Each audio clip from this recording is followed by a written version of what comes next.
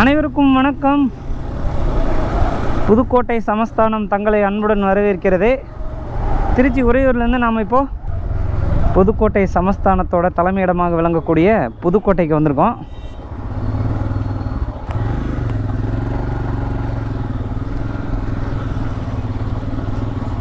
இந்த புதுக்கோட்டையில் 6 மணிக்கே வெயில். ஆலங்குடி ஆவுடையார் கோவில்.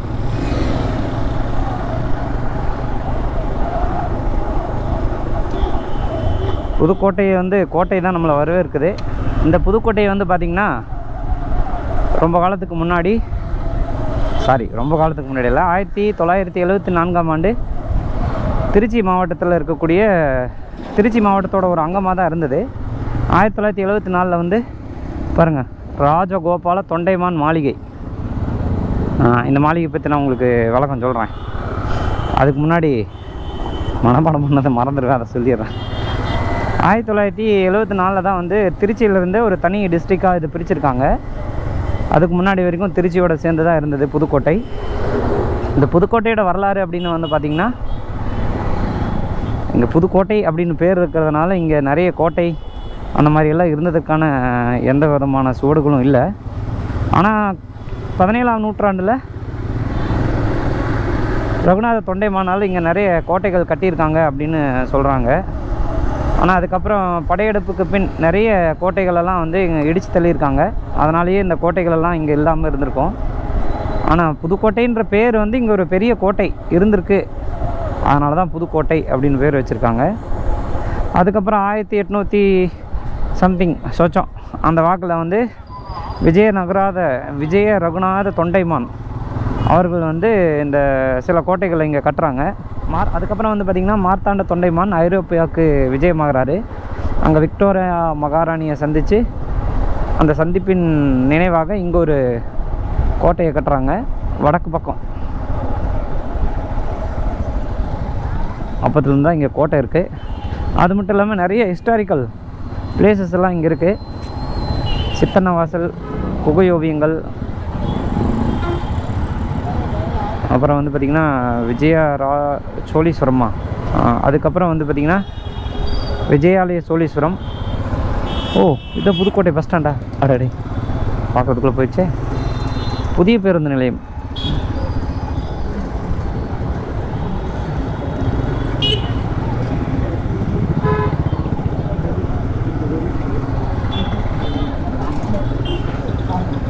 இங்கே பாருங்கள், இதுக்கு பேர் தான் பஸ் ஸ்டாண்டு.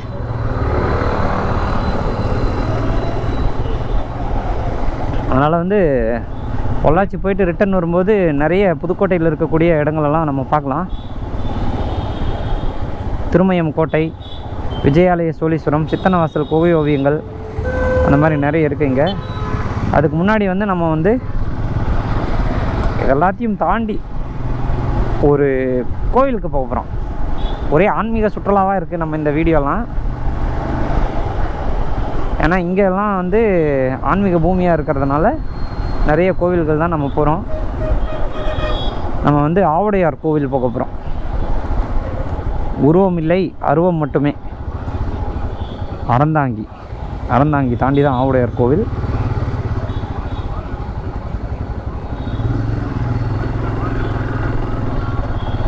ஒரு சிறப்பு வாய்ந்த ஒரு கோவில். 1500 ஆண்டுகளுக்கு முன்னாடி கட்டப்பட்ட கோவில் அது.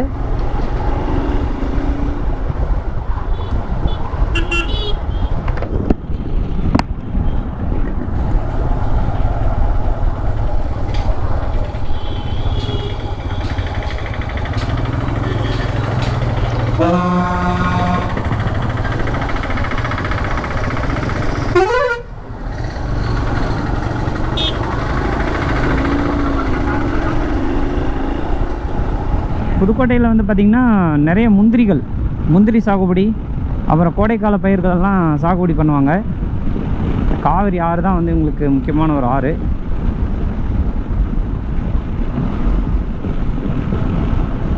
இங்கேருந்து நேராக நம்ம அறந்தாங்கிக்கு அப்புறம் இங்கே பாருங்கள்,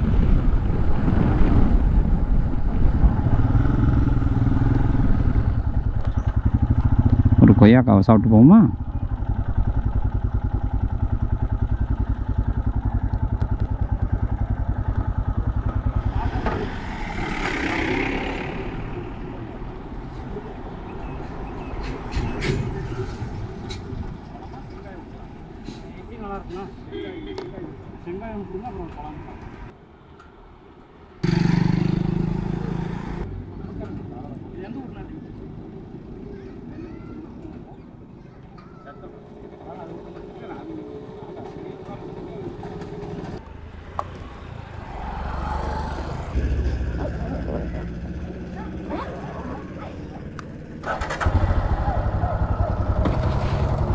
அண்ணா வரேங்க.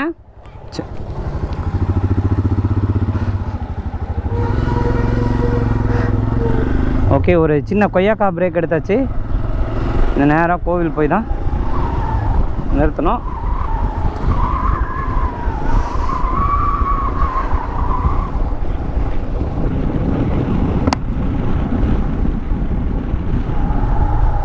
அனைவரையும் அறத்தை தாங்கிய ஊரான அறந்தாங்கிக்கு உங்களை அனைவரையும் வரவேற்கிறேன். அறந்தாங்கி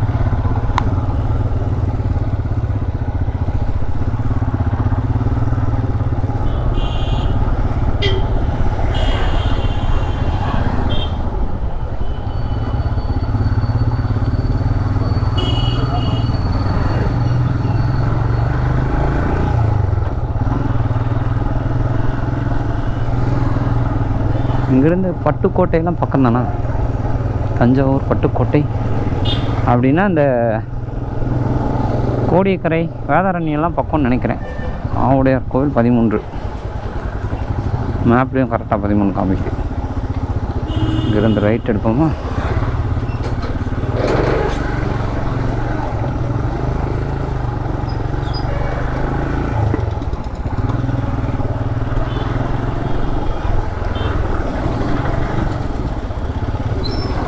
ஏய், இண்டிகேட்டர் போடண்டா.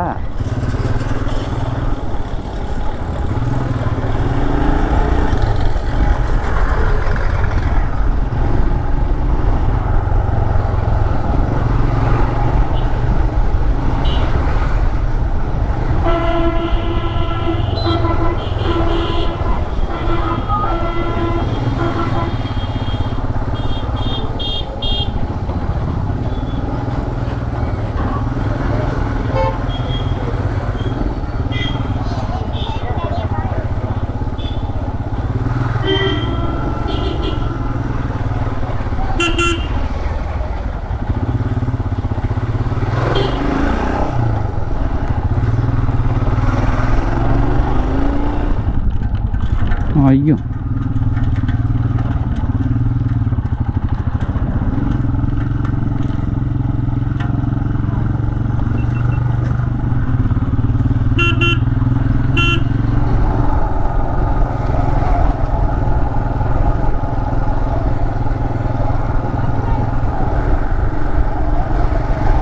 ஆவுடையார் கோவில் தஞ்சாவூர் பெரிய கோயில் கட்டுறதுக்கு முன்னாடியே கட்டப்பட்ட கோவில் இது. 1500 ஆண்டுகள் பழமை வாய்ந்த கோவில் இது. பார்த்தீங்களா? ஆத்மநாத சுவாமி திருக்கோயில். ஆத்மநாத சுவாமி, பெருமருதூர், ஏம்பல், வடநகர்.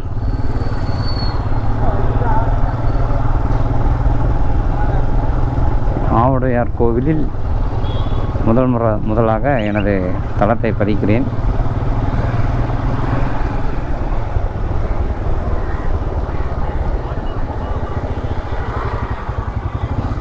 கோயில் வந்து இருக்குது, லெஃப்ட்டுன்னு நினைக்கிறேன்.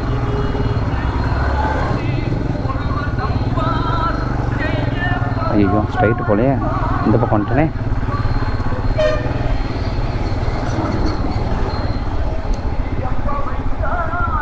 கோயில் எந்த பக்கம் இருக்குங்க? ஆவுடையார் கோவில். ஆ ஆ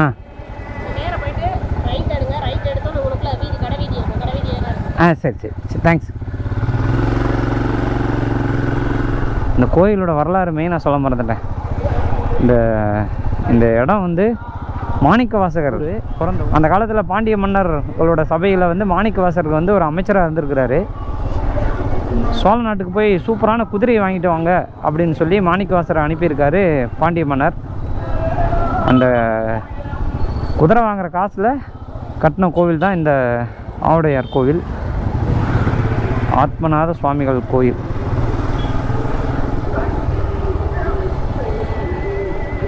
கம்பரும் இந்த கோயில் பற்றி நிறைய பாடல்கள் ஏற்றி இருக்கிறார்.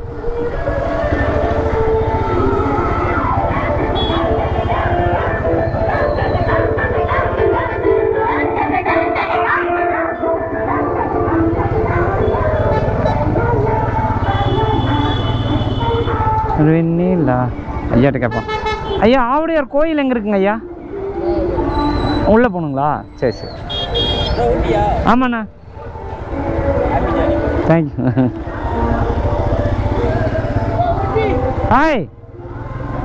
எப்படி ஊட்டி கரெக்டாக குத்துமதிப்பாகவே கண்டுபிடிக்கிறாங்க வண்டி. இவர் இந்த அக்கா ஒரு பர்ஃபார்மன்ஸ் போட்டுருக்குறாங்க, பார்த்துட்டு போமா?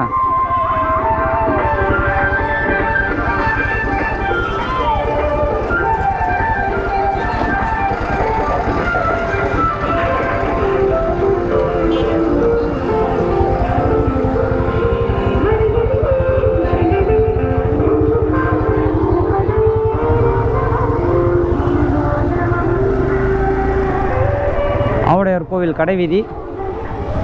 இந்த கோயிலுக்கு மிக சிறந்த வரலாறுலாம் இருக்குது. அதை வந்து இப்போது கோயிலுக்குள்ளே போய் சொல்கிறேன். பெரிய தெப்பக்குளமும் ஒன்று இருக்குது இங்கே. இதில் இருக்கிற ஒவ்வொரு சிற்பமும் வந்து பார்த்திங்கன்னா கவிப்பாடும் சிற்பங்கள். அப்போ பார்த்தீங்களா? நான் என்னவோ நினச்சேன்ப்பா, பயங்கரமான கோயிலாக இருக்குது. நமச்சிவாய வாழ்க நாதன். நம சிவாய வாழ்க நாதன் தாழ் வாழ்க. இமை பொழுதும் என் நெஞ்சில் நீங்காதான் தாழ் வாழ்க. கோகழியாண்ட குருமனிதன் தாழ் வாழ்க. ஆகமம் ஆகி நின்றன் நிப்பான் தாழ் வாழ்க. ஏகன் அநேகன் இறைவனடி வாழ்க. வேகம் கெடுத்தாண்ட வேந்தனடி வெல்க. பிறப்பறுக்கும் பிஞகந்தன் பெய்கழல்கள் வெல்க. புறத்தார்க்குச் சேயோன் தன் பூங்கழல்கள் வெல்க. கரம் குவிவாருள் மகிழும் கோன்கழல்கள் வெல்க. சிரம் குவிவார் ஓங்குவிக்கும் சீரோன் கழல்